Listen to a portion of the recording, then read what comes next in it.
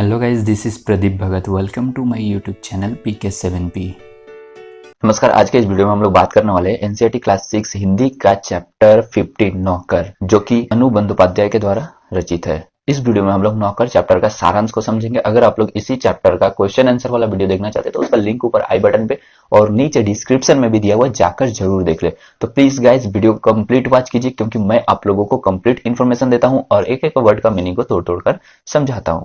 अब देखिए, यह जो नौकर कहानी है ये एक्चुअली गांधी जी का उस टाइम का कहानी है जब वे आश्रम में मतलब आश्रम में रहते थे। ये जब वे आश्रम में लोगों का हेल्प किया करते थे, और इसमें अलग अलग तरह के अलग अलग जगह के भी बातें हैं जिसको हम लोग इस चैप्टर के माध्यम से बहुत ही सरल भाषा में बहुत ही सहज तरीका से जानेंगे। तो चलिए शुरू करते हैं।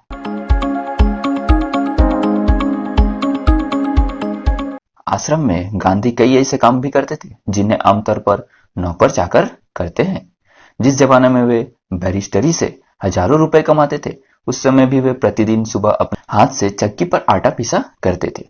चक्की चलाने में कस्तूरबा और उनके लड़के भी हाथ बटाते थे। अब देखिए, ये कस्तूरबा कौन है? ये कस्तूरबा गांधी जी का वाइफ का नाम है, और बैरिस्टरी का मतलब होता है एडवोकेट यानी वकालत। इस प्रकार घर में रोटी बनाने के लिए महीन या मोटा आटा वे खुद पीस लेते थे। साबरमती आश्रम में भी गांधी ने पिसाई का काम जारी रखा। अब साबरमती आश्रम जो है वो आज के समय में गुजरात में है, और यहाँ पे कुछ दिन पहले वो अमेरिका के प्रेसिडेंट आए थे डोनाल्ड ट्रंप, और पीएम मोदी वहां पे जाके कुछ मीटिंग वगैरह किए थे। तो जो भी हो, ये साबरमती आश्रम आज भी है। आप भी जाकर वहां पे कभी किसी दिन घूम कर आ सकते हैं। वो चक्की को ठीक करने में कभी कभी घंटों मेहनत करते थे। एक बार एक कार्यकर्ता ने कहा कि आश्रम में आटा कम पड़ गया है। कार्यकर्ता का मतलब हो रहा जो उनके साथ काम में मदद करते थे। आटा पिसवाने में हाथ बटाने के लिए गांधी फौरन उठकर खड़े हो गए। अगर आपको यह वीडियो क्लियर नहीं दिखाई दे रहा है तो आप अपने वीडियो क्वालिटी को ऑटो मोड से 480 पिक्सल में कर लीजिए। इसके बाद देखिए क्या हुआ। गेहूं पीसने से पहले उसे बीनकर साफ करने पर भी वे जोर देते थे। यानी क्या होता था, अनाज उस टाइम के अनाज में क्या होता था, उतना फैसिलिटी वगैरह नहीं था। जैसे गेहूं हो गया या धान हो गया, तो उसमें थोड़ा सा गंदगी या मैला कंकड़ पत्थर रहता था।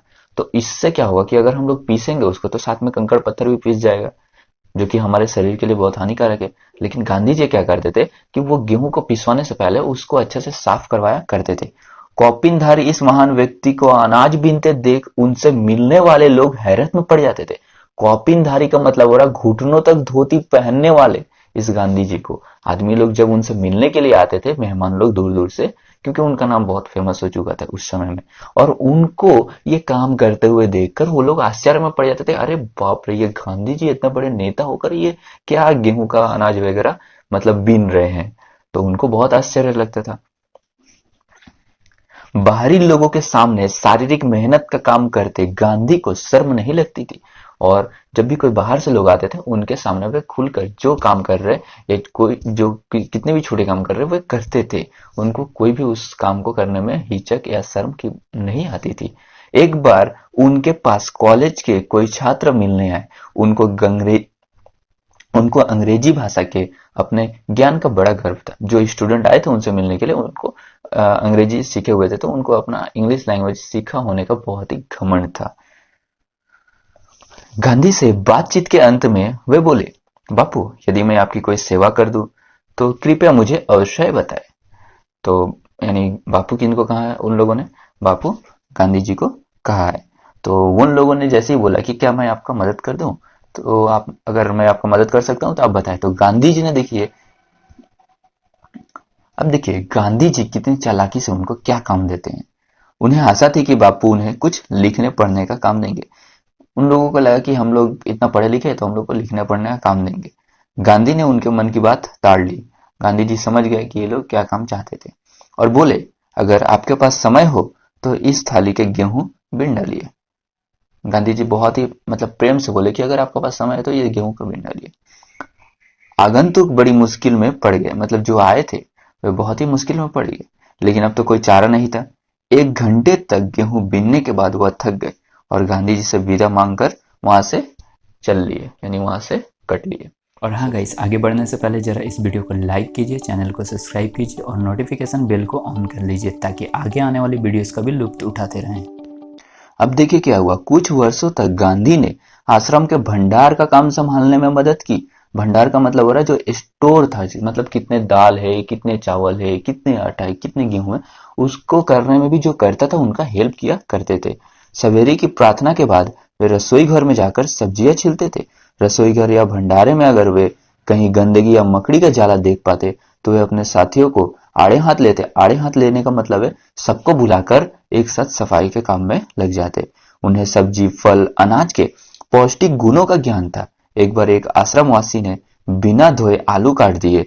गांधी ने उन्हें समझाया कि आलू और नींबू को बिना धोए नहीं काटना चाहिए।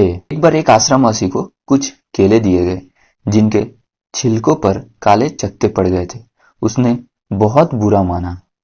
अब सोचिए, उनको पता नहीं था कि ये जो केले में काले काले धब्बे पड़ जाते हैं, तो उनको बुरा लगा कि मुझे ये काले केले दे रहे हैं, ये चकत्ते केले दे रहे हैं, खराब केले दे रहे हैं। रियल में वो केले, दरअसल जिस केले में वो काले काले धब्बे या चकत्ते छोटे छोटे पड़ जाते हैं, एक्चुअली वही केला सेहत के लिए बहुत ही गुणकारी होता है और वही केला बहुत ही अच्छा होता है, जिसके बारे में काफी लोगों को नहीं पता। और उनको लगता है कि जो केला एकदम प्लेन, एकदम देखने में सुंदर है, वही अच्छा है।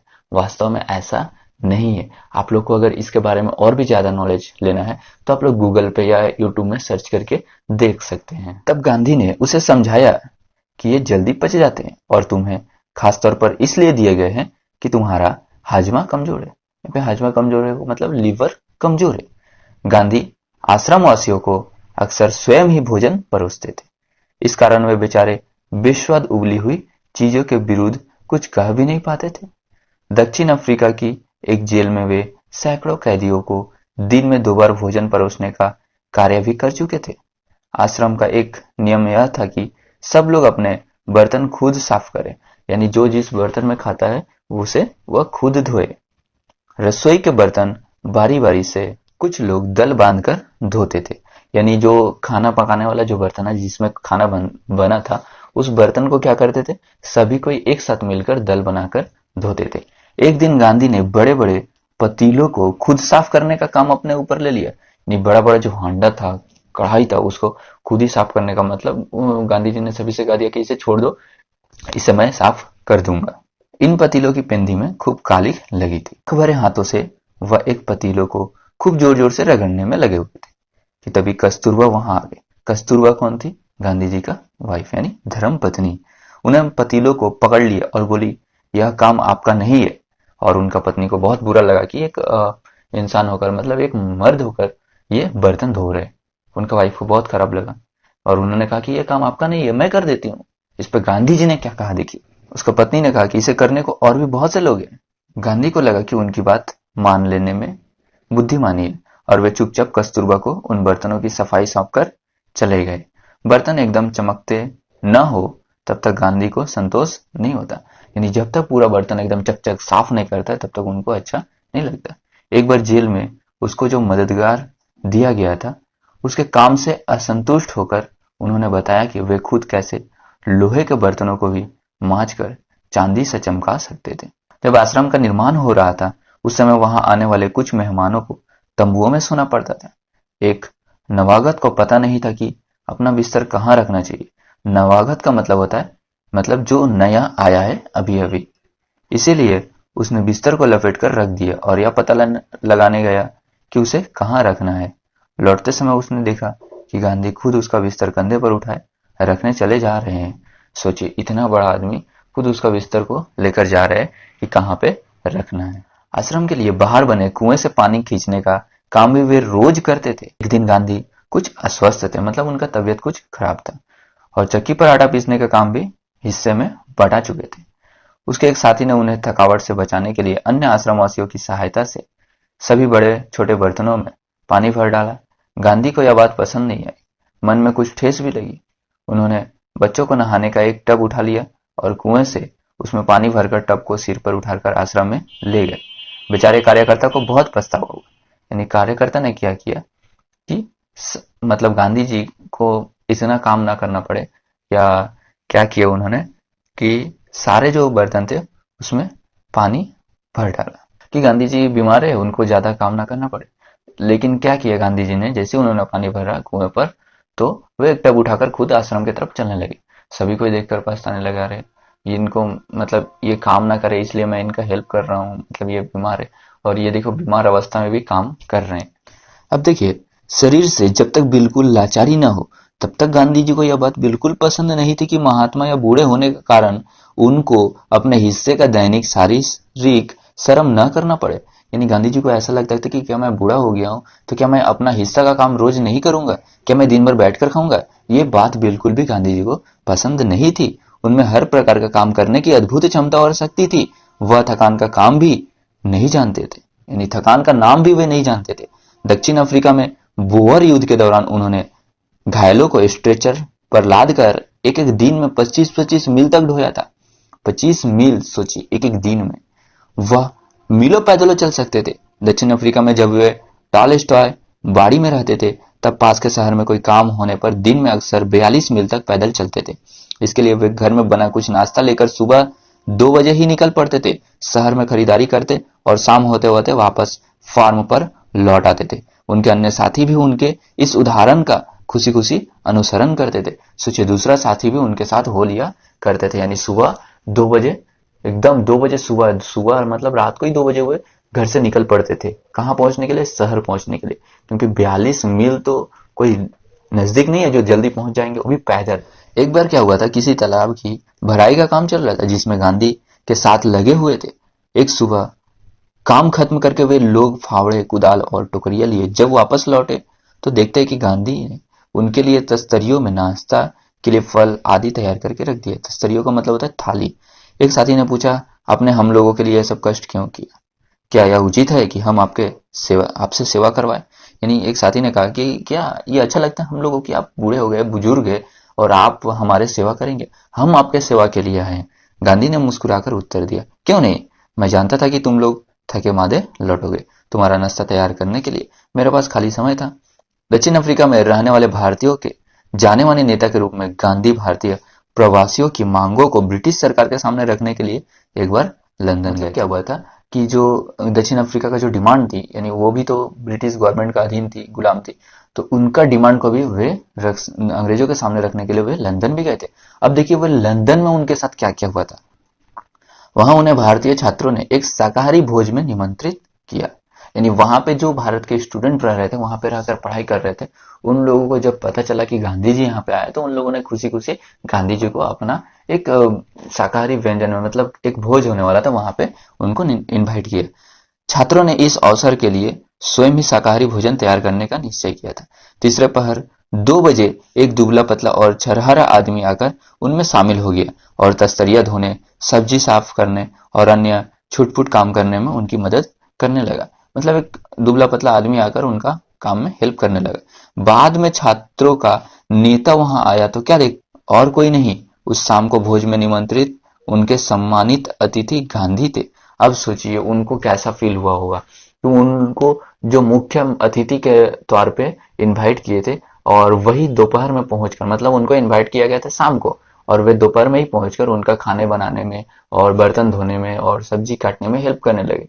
और जब उनको इस बात का पता चला तो सोचो उनको कैसा लगा होगा कि अरे, हम मेरा मुख्य अतिथि यहाँ पर आकर इतना काम कर रहा है। उन लोग मतलब पूरा गांधी जी का ऐसा इम्प्रेस हुए होंगे कि कुछ कहा नहीं जा सकता। गांधी दूसरों से काम लेने में बहुत सख्त थे। दूसरों से काम लेने में बहुत सख्त थे का मतलब हो रहा, दूसरों से बहुत ही टाइम टू टाइम काम लेते थे, लेकिन अपने लिए दूसरों से काम कराना उन्हें नापसंद था। मतलब खुद के लिए काम नहीं करवाना है, अगर दूसरों से काम करवाना है तो उसके लिए ही काम करवाना है। एक बार एक राजनीतिक सम्मेलन से गांधी जब अपने डेरे पर लौटे तो क्या देखते देखिए, उस समय बहुत रात हो गया था। सोने से पहले वे अपने कमरे का फर्श बुहार रहे थे, मतलब झाड़ू से साफ कर रहे थे। देखिए यहाँ पे पिक्चर में दिया हुआ है। उस समय रात के 10 बजे थे। एक कार्यकर्ता ने दौड़कर गांधी के हाथ से बुहारी ले लिया, यानी झाड़ू ले लिया। जब गांधी गांव का दौरा कर रहे होते उस समय रात को यदि लिखते समय लालटेन का तेल खत्म हो जाता तो वे चंद्रमा की रोशनी में ही पत्र पूरा कर लेना ज्यादा पसंद करते थे। लेकिन सोते हुए अपने किसी थके हुए साथी को नहीं जगाते थे। नवा खसली पद यात्रा के समय गांधी ने अपने शिविर में केवल 2 आदमी को ही रहने की अनुमति दी। शिविर का मतलब हो रहा है जो तंबू वगैरह होता है, वहां पे सिर्फ 2 आदमी को रुकने की अनुमति दिए थे। इन दोनों को यह नहीं मालूम था कि खाखरा कैसे बनाया जाता है। खाखरा एक गुजराती व्यंजन का नाम है। इस पर गांधी स्वयं रसोई में जा बैठे और निपुण रसोई की तरह उन्होंने खाखरा बनाने की विधि बताई।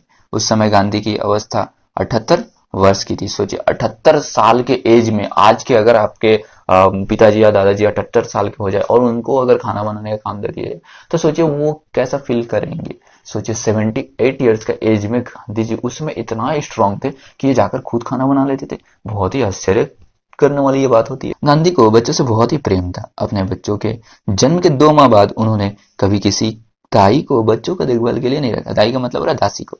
वे मानते थे कि बच्चे के विकास के लिए माँ बाप का प्यार और उनकी देखभाल अनिवार्य है। वे जानते थे कि बच्चों का असली अगर विकास तभी होगा जब उनको माँ बाप सही से पालेंगे। माँ बाप का माँ की तरह बच्चों की देखभाल कर सकते थे, खिला पिला सकते थे और बहला भी सकते थे। एक बार दक्षिण अफ्रीका में जेल से छूटने के बाद वे जब घर लौटते तो उन्होंने देखा कि उनके मित्र की पत्नी श्रीमती पोलक बहुत दुबली पतली और कमजोर हो गई। उनका एक फ्रेंड था, उनका जो वाइफ थी, का बच्चा उनका दूध पीना छोड़ता ही नहीं था और वह उसका दूध छुड़ाने की कोशिश कर रही थी। बच्चा उन्हें चैन नहीं देने देता था और रो रो कर उन्हें जगाए रखता था। गांधी जी जिस समय दिन गांधी जी गांधी जिस दिन लौटे उसी रात से उन्होंने बच्चों का देखभाल का काम अपने हाथों में ले लिया। सारे दिन बड़ी मेहनत करने, सभाओं में भाषण देने के बाद 4 मील पैदल चलकर गांधी कभी कभी रात को 1 बजे घर पहुंचते थे और बच्चों को श्रीमती पोलक के बिस्तर पर से उठाकर अपने बिस्तर पर लिटा देते थे। वह चारपाई के पास एक बर्तन में पानी भरकर रख लेते थे ताकि यदि बच्चों को प्यास लगे तो उसे पिला दे, लेकिन इसकी जरूरत ही नहीं पड़ती थी। बच्चा कभी नहीं रोता और उनकी चारपाई पर रात में आराम से सोता रहता था। एक पखवाड़े तक माँ से अलग सुलाने के बाद जब बच्चे ने माँ का दूध छोड़ दिया, पखवाड़े का मतलब हो रहा 15 दिन, यानी एक पक जैसे कृष्ण पक्ष होता है, शुक्ल पक्ष होता है, तो उसी को ही हम लोग एक पखवाड़े कहा जाता था उस टाइम के अनुसार। गांधी अपने से बड़ों का बड़ा आदर करते थे। दक्षिण अफ्रीका में गोखले गांधी के साथ ठहरे हुए थे। उस समय गांधी ने उनके दुपट्टे पर इस्त्री की। वह उनका बिस्तर ठीक कर देते थे, उनको भोजन परोसते थे और उनके पैर दबाने को भी तैयार रहते थे। गोखले बहुत मना करते थे लेकिन गांधी नहीं मानते थे। महात्मा कहलाने से बहुत पहले एक बार दक्षिण अफ्रीका से भारत आने पर गांधी कांग्रेस के अधिवेशन में गए। वहां उन्होंने गंदे पखाने साफ किए और बाद में उन्होंने एक बड़े कांग्रेसी नेता से पूछा, मैं आपकी क्या सेवा कर सकता हूँ? नेता ने कहा कि मेरे पास बहुत से पत्र इकट्ठे हो गए जिनका जवाब देना है। मेरे पास कोई कारकुन नहीं है जिसे यह काम दूं। मतलब कारकुन का मतलब है एक कार्बन होता है जिनको वे रख कर लिखा करते थे उस टाइम के लोग, लेकिन वो कैसे उन काम को देंगे, उनके पास वो तो था नहीं, तो उनका ये काम था जो वे करना चाहते थे। क्या तुम यह काम करने को तैयार हो? गांधी ने कहा, जरूर, मैं ऐसा कोई भी काम करने को तैयार हूँ जो मेरे सामर्थ्य से बाहर न हो। यह काम उन्होंने थोड़ी ही समय में समाप्त कर डाला और इसके बाद उन्होंने उस नेता को कमीज के बटन आदि लगाने और उनकी अन्य सेवा का काम खुशी से किया। सोचिए इतना सारे सेवा मतलब गांधी जी किया करते थे, तभी तो उनको आज लोग महात्मा के नाम से जानते हैं। जब कभी आश्रम में किसी सहायक को रखने की आवश्यकता होती तब गांधी किसी हरिजन को रखने का आग्रह करते थे। हरिजन का मतलब हो रहा है कि छोटे जात के लोग को यहाँ पे रखने का आग्रह करते थे। उनका कहना था कि नौकरों को हमें वेतनभोगी जो भी हो, यहाँ पे जो हरिजन वर्ड है उसके बारे में जो यहाँ पे स्टार लगा हुआ है, देखिए इसका मतलब बता रहा कि आज ऐसे शब्दों का प्रयोग असंवैधानिक माना जाता है। मतलब ऐसे शब्दों का प्रयोग संविधान के खिलाफ है, यानी जाति पात भेदभाव वाला ये जो शब्द ये दर्शाता है। किसी भी जाति का नाम नहीं लेना चाहिए क्योंकि ये भेदभाव को बढ़ावा देता है। समाज के यथार्थ प्रतिबिंबन के लिए लेखक कई बार ऐसे शब्दों का प्रयोग साहित्य में करते हैं, किंतु इसे व्यवहार में नहीं लाना जाना चाहिए। यानी बहुत सारे लेखक ऐसे होते हैं, लेखक लेखिका ऐसे होते हैं कि कुछ कुछ समाज के जो खुलासा है, यानी जो हकीकत है, सच्चाई है, उसको दिखाने के लिए ये सब शब्दों का प्रयोग करते हैं। अब देखिए क्या हो रहा है, नौकर मजदूर नहीं अपने भाई के समान मानना चाहिए, यानी नौकर को मजदूर नहीं अपने भाई के जैसे ही मानना चाहिए। इसमें कुछ कठिनाइयां तो हो सकती है, कुछ चोरियां भी हो सकती है, फिर भी हमारी कोशिश सर्वथा निष्फल नहीं जाएगी। यानी कोई नौकर पे आप विश्वास कर रहे हैं लेकिन वो तो चोरी भी कर सकते हैं, लेकिन आपको ये जो कोशिश है वह बेकार नहीं जाएगा। उन्हें यह मालूम ही नहीं था कि किसी को नौकर की भांति कैसे रखें। एक बार भारत की जेल में उनके कई साथी कैदियों को उनकी सेवा टहल का काम सौंपा गया था, मतलब उनके सेवा करने का काम सौंपा गया था। एक आदमी उनके फल धोता या काटता, दूसरा बकरियों को दूहता, तीसरा उनके निजी नौकर की काम करता था। बकरियों को दूहता का मतलब हो रहा बकरियों से दूध को निकालता। चौथा उनके पखाने की सफाई करता था। एक ब्राह्मण कैदी उनके बर्तन धोता था और 2 गोरे यूरोपियन प्रतिदिन उनकी चारपाई को बाहर निकालते थे। यानी जो यूरोपियन थे उन लोग क्या करते थे, उनका जो खाट होता था उसको प्रतिदिन वहां से मतलब बाहर वगैरह निकाल कर रखते थे। गांधी ने देखा कि इंग्लैंड में ऊंचे घरानों में घरेलू नौकरियों को परिवार का आदमी माना जाता था। एक बार एक अंग्रेज के घर से विदा लेते समय उन्हें यह देखकर बहुत खुशी हुई कि घरेलू नौकरों का उनसे परिचय नौकरों की तरह नहीं बल्कि परिवार के सदस्यों के समान करा गया। अब देखिए मतलब ऐसा मतलब ये था, गांधी जी को ये सीख कहाँ से मिला था, इंग्लैंड से मिला था। जब वे इंग्लैंड गए थे तब वहां पे ठहरे थे, तब वहां पे जो नौकर लोग थे उन लोगों ने यानी इंग्लैंड के लोगों ने क्या किया कि उनके घरों का नौकर को परिवार के सदस्यों की जैसे ही कराया, जैसे इनको ना लगा कि ये हमारे सर्वेंट यानी नौकर। क्या हुआ कि एक बार भारतीय सज्जन के यहाँ काफी दिनों तक ठहरने के बाद जब गांधी चलने लगे, यानी एक बार जब भारत के कोई बड़े व्यक्ति थे उनके यहाँ गांधी जी रुके हुए थे, जब वे वहां से जाने लगे तब क्या हुआ, तब उस घर के नौकरों से उन्होंने वीजा ली और कहा मैं कभी भी किसी को अपना नौकर नहीं समझता, उसे भाई बहन ही माना है और आप लोगों को भी मैं अपने भाई समझता हूँ। आपने मेरी जो सेवा की है उसका प्रतिदान देने की सामर्थ्य मुझ में नहीं है। प्रतिदान देने का मतलब उसका बदले में कुछ देने का मेरे में सामर्थ्य नहीं है, मैं उतना मजबूत नहीं हूं, लेकिन ईश्वर आपको इसका पूरा फल देंगे और मैं भगवान से यह विनती करूंगा कि वे आपको इसका पूरा फल देंगे। इसको लिखने वाले कौन है, लेखिका अनु बंदोपाध्याय। अब लेखिका के बारे में कुछ हम लोग जानते हैं। ये अनु बंदोपाध्याय कौन थी? देखिए अनु बंदोपाध्याय का जन्म 1917 में हुआ था और वो 2006 तक जीवित थी। सोचने वाला बात है, 2006 तक। स्वतंत्रता आंदोलन के साथ साथ सामाजिक कामों में भी गांधी जी की अभिन्न सहयोगी रही। सोचिए, ये गांधी जी का साथ काम करती थी। उन्होंने collected works of Mahatma Gandhi के संपादन के अलावा कस्तूरबा ट्रस्ट के साथ भी काम किया। बहुरूप गांधी में लेखिका ने गांधी जी की दिनचर्या के उन कार्यों को रोचकता से लिखी है जिन्हें गांधी खुशी से करते थे। गांधी जी केवल राष्ट्रपिता और स्वाधीनता के निर्माता ही नहीं थे, उनके जीवन के हर प्रसंग से सीखा जा सकता है, यानी उनके जीवन के हर क्षण से कुछ न कुछ सीख मिलता है। अगले वीडियो में हम लोग वन के मार्ग का सारांश को समझेंगे और साथ ही उसके क्वेश्चन आंसर को भी समझेंगे। आई होप गाइस आप लोगों को यह वीडियो हेल्पफुल लगी। फिर भी आपको कोई डाउट्स है तो आप हमें फेसबुक, इंस्टाग्राम या ट्विटर पे फॉलो करके आप हमारे साथ जुड़ सकते हैं। मैं प्रदीप भगत मिलता हूँ आपसे एक नई वीडियो में एक नए टॉपिक के साथ। तब तक के लिए बाय बाय, टेक केयर, जय हिंद, वंदे मातरम।